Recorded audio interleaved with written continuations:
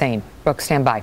As Brooke just mentioned, while Israel takes heed over that shelling of the school today, a growing number of media outlets are starting to look at how Hamas does use civilians as human shields and has been storing weapons in schools like the ones the Israeli went after earlier.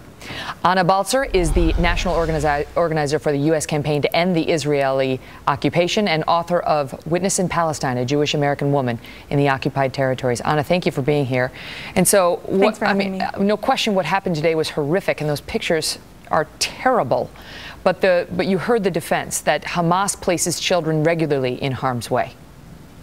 There is no excuse, Megan, for bombing safe houses, schools full of men, women, and children. These are people like you and me.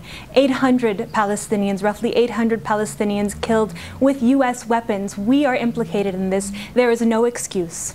What do you make of the fact that, Hamas, it's clear that they use civilians as human shields, that they do try to disguise weapons as babies, that unlike Israel that tries to give notice before it bombs, anything, including a civilian potential area, Hamas actually takes civilians, tells them to stay when the bombs are coming?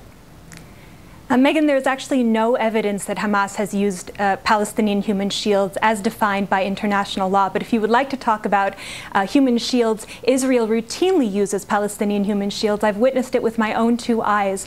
Israel has used Palestinian human shields, has defended its so-called right to use Palestinian human shields as documented by Israeli journalists, human rights organizations, and Israeli soldiers themselves. Israel, do you deny that Israel gives notice before it bombs these facilities? If Hamas were to drop leaflets over Tel Aviv saying that unless people evacuated their houses quickly, they would be bombed to smithereens, would we congratulate Hamas on their humanitarianism?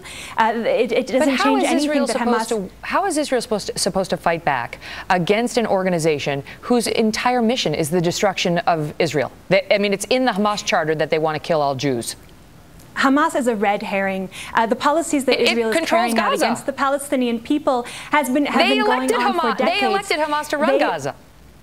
Yes, but the policies that Israel is enacting are part of a pattern that goes back decades before Hamas was even in existence. And if anyone who is very serious about seeing a lasting peace in the area has to address those root causes of the violence. Oh. And that has to do with the suffocating blockade that Palestinians have been living under, the brutal occupation that Palestinians have lived under for more than 40 years, and the ongoing displacement and ethnic cleansing of Palestinians for more than 60 years. Anyone who really wants to see peace has to address these underlying issues. Anna, thank you. I want to tell the viewers that we are now being told that there will be some news on the push for a ceasefire at some point tomorrow. We don't know whether that's hopeful or not. Before we go, did you want to respond to her, Brooke? Absolutely. I think it's so interesting that Anna can come on television and claim that there's no evidence that Hamas is using its own people as human shields, when all you have to do is go on Al-Aqsa TV, which is Hamas TV, or listen to the statements of Hamas ministers, and they publicly admit